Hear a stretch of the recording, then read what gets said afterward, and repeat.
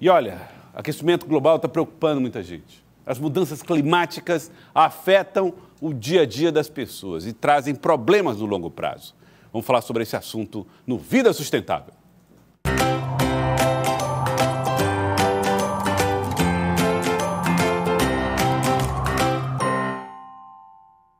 Gorete Santos já está aqui com a gente. Gorete, seja muito bem-vinda.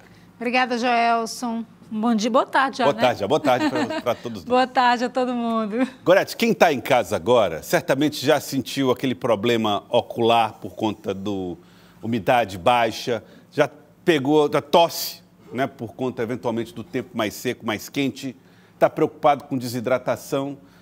Agora, os problemas em relação ao aquecimento global podem ser muito maiores, Gorete. Exatamente. Esse impacto na saúde, Joelson, não é só a curto prazo, não. A curto prazo a gente sente, como você disse, né, os problemas respiratórios, a pele também, isso é o mais convencional. Mas a médio e longo prazo também tem impactos maiores, transformações ambientais que acabam provocando um impacto muito maior sobre a saúde, principalmente das pessoas mais vulneráveis, das pessoas que moram em áreas mais afastadas, mais pobres, digamos assim, pessoas com menor poder aquisitivo.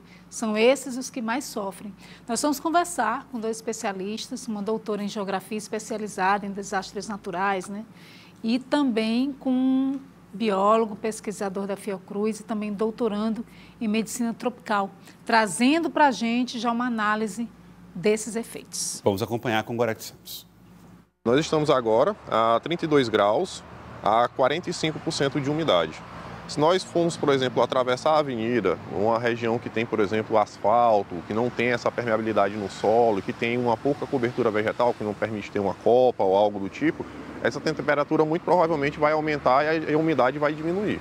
A gente está agora na Humberto Pietro Grande, que é uma avenida relativamente nova, sem arborização ainda. Sim. E aí a gente já tem aqui 35,5, né? 35,5 e subindo. Temos, portanto, agora, acho que 1 minuto e mais ou menos depois, 36 graus. Com 33% de umidade. A umidade relativa continua caindo e a temperatura continua subindo. E nem era a temperatura mais alta do dia. É preciso reforçar ao máximo a proteção solar e a hidratação. As previsões apontam que o termômetro vai subir acima da média para o período. Situação de alerta com ameaça a curto prazo de incêndios florestais e problemas de saúde, especialmente na pele e na respiração. Mas a médio e longo prazos, os riscos são amplificados. Esse ano, 2024, é o ano em que a gente tem mais focos de incêndio no Brasil, incluindo aí áreas que os incêndios não eram comuns. Eventos que antes eram atípicos, que eram raros, que eram episódios esporádicos, hoje eles têm se tornado cada vez mais frequentes. O calor mata, já existem estudos que comprovam essa correlação entre ondas de calor, aumentos de temperatura e problemas graves, principalmente em cardiopatas, em hipertensos, né? Existe essa correlação direta. O que a gente pode pensar no impacto a médio e curto prazo? A degradação do solo, que reverbera diretamente na diminuição da produção agrícola, quando a gente pensa em seca e estiagem, que implica diretamente em aumento do índice de fome, de subnutrição, de desnutrição, onde a população vulnerável vai ser a mais diretamente afetada. As mudanças climáticas impactam a saúde, seja pelo extremo de seca ou de chuva. As inundações, o que é que elas causam? O que é que elas podem, porventura, refletir na nossa saúde? A partir do momento em que as águas contaminadas atingem reservatórios de água potável, né? As arboviroses, as doenças infecciosas, a dengue, leishmaniose, malária. Essas mudanças ambientais, elas acabam sendo um grande guarda-chuva que altera a natureza de diversas formas. Até meados da década de 70, a leishmaniose ela era considerada uma doença rural. Com a expansão das cidades, essas áreas foram degradadas e a cidade tende a aumentar, né? Consequentemente, o vetor ele se adapta ao meio urbano. Atualmente, existem alguns pesquisadores, como cito o Raimundo Leoberto Torres, da Fiocruz. Ele desenvolveu na pesquisa dele, que foi defendida, tese de doutorado, ano passado, no mês de novembro, ele conseguiu mostrar que alguns vetores que transmitem a leishmaniose estão mudando o seu comportamento em decorrência de alterações ambientais. Por exemplo, alguns vetores, eles são atraídos por altas temperaturas. Eles gostam, eles se sentem mais à vontade com temperaturas mais altas. E ele, por exemplo, seria o transmissor da leishmaniose visceral. Popular calazar. Popularmente calazar. E existe um outro vetor que transmite uma outra leishmaniose, que é considerada a tegumentar. É que causa úlceras, feridas na pele. O que ele conseguiu observar em laboratório? Que um vetor está hoje carreado com a leishmania do outro. Isso ocasiona uma infecção cruzada.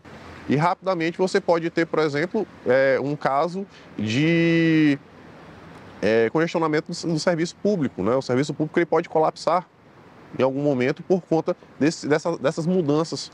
Febre Europost é um exemplo, né?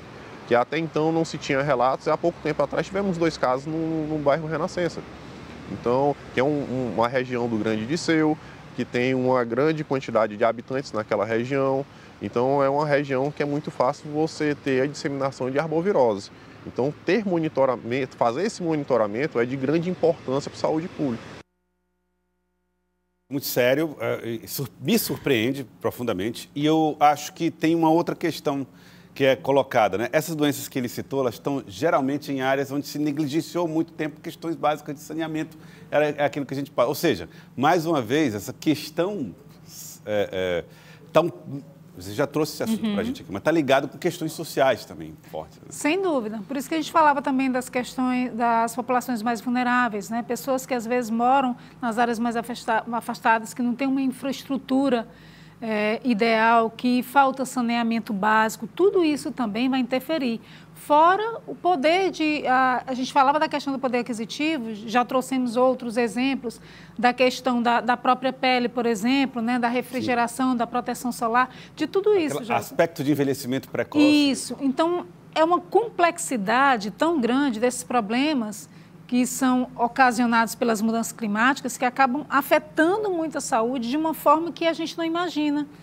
A doutora Sâmia estava dando alguns exemplos e ela citou algo, inclusive, também, que já existe uma correlação, inclusive, sobre a saúde mental. Porque o calor excessivo, eu não sei você, mas eu normalmente altero um pouco o meu humor. Uhum. A gente tende a ficar mais irritado, né? Dependendo do comportamento da pessoa, até mais agressivo. Tem estudos ligando à criminalidade, inclusive. Isso vai gerando uma alteração de humor e um problema na saúde também. É muito sério. Muitos problemas. Muitos problemas. E olha, a constatação também é alarmante, né? Você sai de um lugar da cidade, vai para outro, se desloca ali alguns quilômetros, e aí você tem uma diferença de temperatura e umidade enorme. Agora. Joelson, eu acho que foi uma questão de 300 metros, mais ou menos, que nós fizemos, uma área arborizada ali perto, no próprio Parque Poticabana. Sim. E depois a gente foi até o início da Avenida Humberto Pietro Grande. Que é a extensão da Cajuína. Exatamente. Num intervalo curtíssimo, em questão de minutos, e por conta da questão da arborização, principalmente, a gente viu um aumento da temperatura de 4 graus em questão de minutos, e uma redução da umidade relativa do ar de 12%, de 45% para 33%. Lembrando hoje, gente, hoje a gente só está com, aqui em Teresina, olhei há pouco, 24% de umidade relativa do ar. No sul do estado, alguns municípios chegando a 15%. Semana passada, teve município como Gil Boés, por exemplo, com apenas 8%. Então, realmente, é uma mudança muito brusca e de forma muito acelerada. Gorete, quero agradecer. Muito obrigado mais uma vez pela sua participação ao vivo no estúdio do Jornal do Piauí. Muito obrigado por trazer vida sustentável e ideias sustentáveis para o nosso programa. Obrigado. Até a próxima semana. Até a próxima semana. Gorete Santos.